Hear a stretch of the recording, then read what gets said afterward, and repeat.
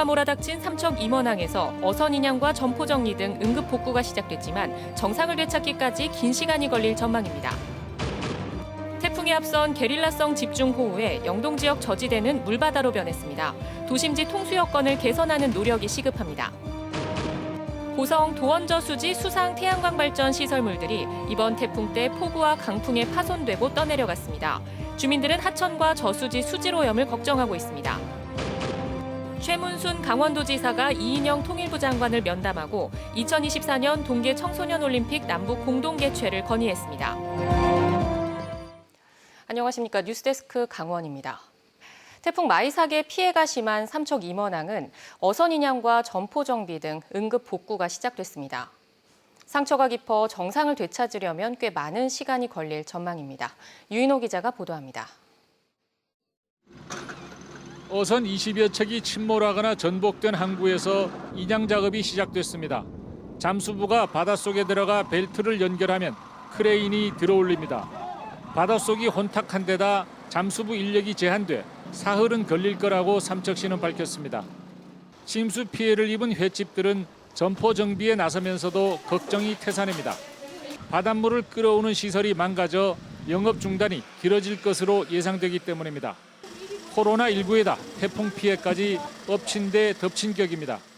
여기 해수를 공급해주는 배전판이 있는 그 건물하고 사무실이 아예 없어요. 다 날아가 버린 거예요. 저게 언제 정상화될지 모른다고요. 하천이 범람해 침수됐던 장미공원에서도 복구 작업이 분주합니다. 공무원과 자원봉사자까지 나와 무너진 옹벽을 틀어막고 토사를 씻어내느라 구슬땀을 흘립니다. 장미꽃 사이사이를 뒤덮은 진흙을 제거하는 게 큰일입니다. 장미 잎에 쌓여있는 먼지들을 그대로 두면은 이 장미가 질병으로 금방 망가집니다. 그래서 이 장미를 빠른 시일 내에 씻어내고 또 방제 약제 살포 등 이렇게 해서 장미를 살려내기 위해서 지금 긴급하게. 삼척시 마차리 구간 철로에 산사태가 쏟아진 영동선은 오는 7일까지 열차 운행이 불가능합니다. 코레일은 토사 제거와 선로 점검, 임시 안전시설 설치까지 모두 마치려면 8일에나 열차가 다시 다닐 수 있다고 밝혔습니다. MBC 뉴스 유인호입니다. 이틀 전 태풍 마이삭이 강원 동해안에 간접적인 영향을 주면서 강릉과 영동 북부는 시간당 100mm에 달하는 폭우가 내려 도심지가 일시에 침수됐습니다. 이런 게릴라성 집중호우가 앞으로 잦아질 것으로 예상돼 도심지의 통수 여건을 개선하는 근본적 노력이 필요하다는 지적이 나오고 있습니다. 김영호 기자가 보도합니다. 제9호 태풍 마이삭이 제주도 남쪽 해상에 위치하고 있던 지난 2일 오후 태풍의 비구름대가 영동 지역에 걸쳐 있더니 집중호우가 쏟아집니다. 1시간 동안 50mm 이상의 장대비가 내리면서 강릉시 포남동과 지변동 등 도심 저지대는 물이 넘쳤고 주민들은 침수를 막기 위해 사투를 벌였습니다. 2시간여 뒤 시간당 125mm의 많은 비가 내린 양양 지역을 비롯해 속초와 고성 지역도 도심지 침수와 하천 범람 위기에 몰렸습니다. 저쪽에 가서 거기 이제 그 바다로 빠지는 저 하수가 있거든요. 거기가 차면 여기가 안 빠져. 바닷물이 이제 그 만조대가 되고 그러면 차이가 있잖아. 그게 쫙 잘 빠지는데 이게 워낙 많이 오니까 내가 안 빠지는구만. 도심지에는 하천으로 물을 빼내는 배수 펌프 시설 등이 갖춰져 있지만 일시적인 폭우를 배수관로가 감당하기에는 역부족입니다. 삼척시는 지난 2015년 상습 침수 지역이었던 정나진 일대에 저류 습지와 지하 저류조를 만들어 재난 예방 효과를 보고 있습니다. 저류 습지는 최대 2만 7천 톤의 물을 담을 수 있고 지하에는 1만 톤의 물을 저장해 하천물이 역류하는 걸 방지합니다. 하지만 영동 지역은 도심지가 바다와 인접해 있고 해안가 개발이 폭발적으로 늘고 있어 기존 배수 체계에서 침수 해법을 찾기는 쉽지 않습니다. 서울 도심지에 있는 대형 지하 방수를 통해서 물을 빼내는 것은 쉬운 상황이 아닙니다. 근데 강릉시 시내 구 도심지 같은 경우에 개발이 계속 이루어지면서 유출량은 계속 증가하고요. 동일한 비가 오더라도 그거에 대한 부분적인 대책을 세워야 된다고 봅니다. 기후 변화로 인한 잦은 폭우와 영동 지역 해안가의 개발이 맞물리면서 도심지 침수 위험이 높아지고 있습니다. MBC 뉴스 김영호입니다. 이번 태풍 마이삭의 영향으로 고성 도원저수지에 설치된 태양광 발전 시설이 크게 망가졌습니다. 애초에 설치를 반대했던 마을 주민들은 하천과 저수지 환경 오염을 우려하고 있습니다. 배현환 기자가 보도합니다. 저수지 끝자락에서 망가진 태양광 패널을 끄집어내는 작업이 한창입니다. 크레인이 동원돼 부서진 패널을 들어올려 옮기고 있습니다. 종이장처럼 마구 구겨진 태양광 발전 시설은 일부는 저수지를 벗어나 하천으로 떠내려갔습니다. 이번 태풍에 도원 저수지에 설치됐던 태양광 패널들이 쓸려 내려오면서 이처럼 다리 한가운데를 완전히 막고 있는 상태입니다. 한국농어촌 공사가 오는 11월까지 32억 원을 들여 도원 저수지 4,588제곱미터 면적에 2,040kW급 태양광 발전 설비를 설치하는 중입니다. 환경 오염과 경관 파괴 등을 우려하며 발전 사업 자체를 반대했던 주민들은 이번에 파손된 태양광 패널이 하천을 오염시킬 수 있다고 주장합니다. 저거 한번 설치하면 25년, 30년을 저렇게 갖고 있어야 되는데, 그리고 저게 환경 오염도 되고, 저게 지금 패널이 다 깨졌잖아요.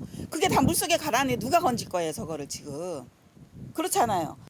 또 다리에 걸쳐진 물품들이 물 흐름을 막아 자칫 수해를 일으킬 수 있었다고 주장합니다.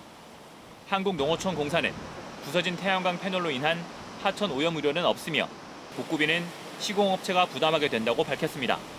패널 부분이 부서져서 간 건 아니고요. 임시로 고정했던 계류 시설이 망가져가지고 떠내려간 겁니다. 공사 중인 거는 시공업체에서 부담을 하게 돼 있습니다.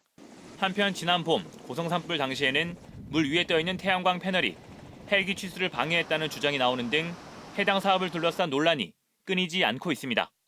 MBC 뉴스 배현환입니다. 지난달 집중호우에 연이은 태풍까지 강원도 전역은 큰 피해를 입었는데요. 아직 상처가 아물지도 않았는데 또다시 강력한 제10호 태풍 하이선이 북상하고 있습니다.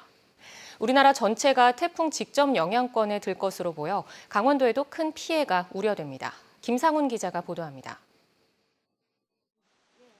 제9호 태풍 마이삭의 영향으로 지난 2일부터 이틀간 470mm의 물폭탄이 쏟아진 인제 산간 지역. 집중호우로 지반이 약해진 탓에 10m가량 자란 소나무가 뿌리채 뽑혀 그대로 지붕을 덮쳤습니다. 나무를 제거해야 하는데 태풍이 또 온다는 소식에 집주인은 망연자실하고 있습니다. 엎친 데 덮친 격으로 다른 나무들도 뿌리를 드러내고 있는 상황. 소나무가 집을 통째로 덮치지 않을까 두려움이 큽니다. 저는 이제 내일 모레 태풍이 더 걱정이 됩니다.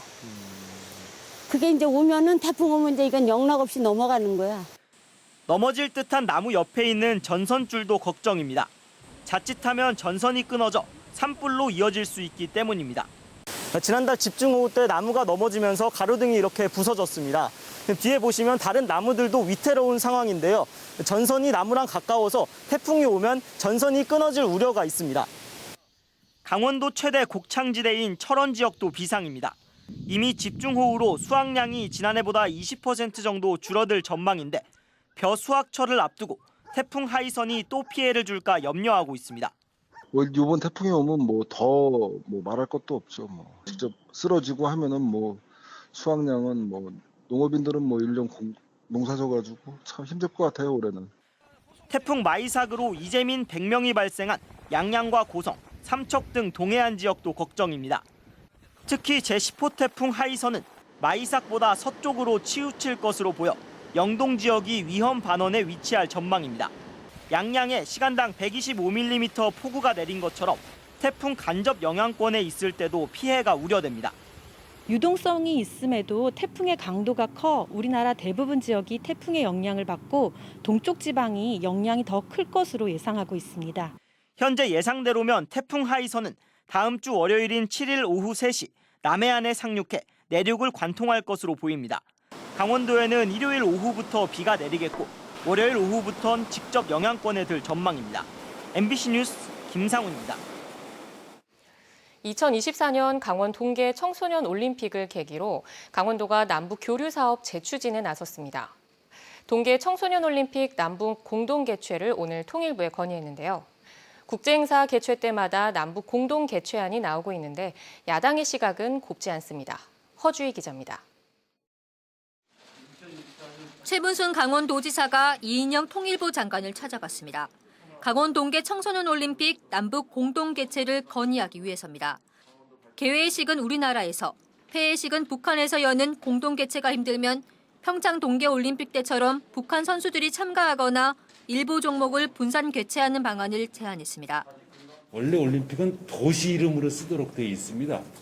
근데 이제 도 이름으로 쓴 건 역사상 처음 있는 일입니다. 장관님께서 남북 강원도가 이거 공동 주최할 수 있도록. 이 장관은 강원도가 다시 한번 평창 동계 올림픽에 기적을 만들어 달라고 긍정적으로 답했습니다. 제2의 평창의 기적 이런 것들을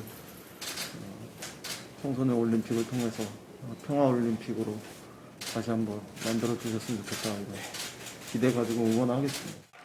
이번 동계 청소년 올림픽을 계기로 강원도는 중단된 남북 교류 사업도 다시 추진하고 있습니다. 금강산 관광과 북한 수해 지원, 화살머리 평화기념관 건립도 구상하고 있습니다.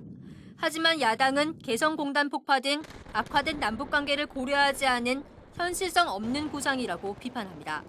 경원선 등 남북을 연결하는 SOC 사업도 동해북부선 강릉제진 철도건설 외에는 진척이 없습니다.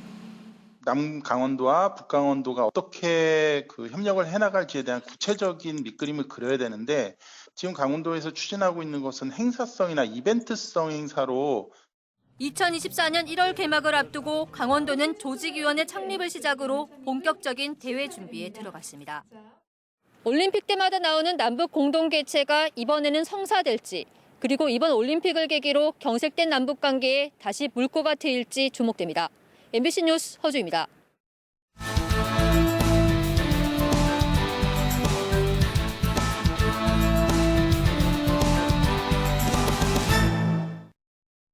강릉에 거주하는 70대 A씨가 코로나19 확진 판정을 받았습니다. 강릉시에 따르면 평소 지병으로 서울 성모병원을 다니던 A씨는 어제 병원에서 코로나19 진단검사를 받고 오늘 양성 판정을 받았습니다. 다만 서울에서 검사를 받아 강릉이 아닌 서울시 확진자로 분류됐습니다. A씨는 지난달 31일 강릉시 교동의 모 식당에서 음식을 포장해 가져갔고 서울을 다녀온 뒤 어제는 구정면의 모 식당을 이용한 사실이 확인됐습니다. 오늘도 원주에서 코로나19 신규 확진자가 2명 추가됐습니다. 30대 여성은 어제 확진된 4세 유치원 원아의 어머니로 어제 검사를 받아 오늘 양성 판정을 받았고 나머지 가족 1명은 검사 결과를 기다리고 있습니다.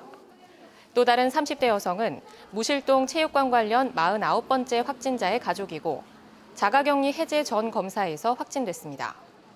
이로써 원주 지역 누적 확진자 수는 112명, 도내 누적 환자 수는 204명으로 늘었습니다. 제9호 태풍 마이삭의 영향으로 수확을 앞둔 도내 과수 농가들이 큰 피해를 입었습니다. 양양군에서는 지난 2일 저녁 1시간 동안 124.5mm의 비가 쏟아붓고 어제 하루 강풍이 불면서 91개 농가 26헥타르의 배 재배 면적 가운데 상당수가 과실이 떨어지고 나뭇가지가 부러지는 피해를 입었습니다. 또 도내 최대 사과 재배지인 정선군 임계면에서는 현재 80여 농가에서 60헥타르가량의 피해가 접수됐는데 피해 면적은 100헥타르 이상으로 늘 것으로 보입니다. 특히 제10호 태풍 하이선이 다음 주 월요일 강원도에 영향을 줄 것으로 예보돼 피해 규모는 더 커질 것으로 우려됩니다. 제9호 태풍 마이삭에 이어 10호 태풍 하이선이 북상한다는 예보에 따라 해경이 연안 안전사고 주의보를 연장했습니다. 동해와 속초 해양경찰서는 연이은 태풍의 북상으로 지난 2일부터 발령했던 연안 안전사고 위험 예보제 주의보를 연장하고 피해 예방을 위해 선박에 대한 안전 계도와 순찰 활동을 강화한다고 밝혔습니다. 해경은 태풍이나 기상 악화 등의 상황에서 위험성을 미리 알리는 연안 안전사고 위험 예보제를 시행하고 있습니다.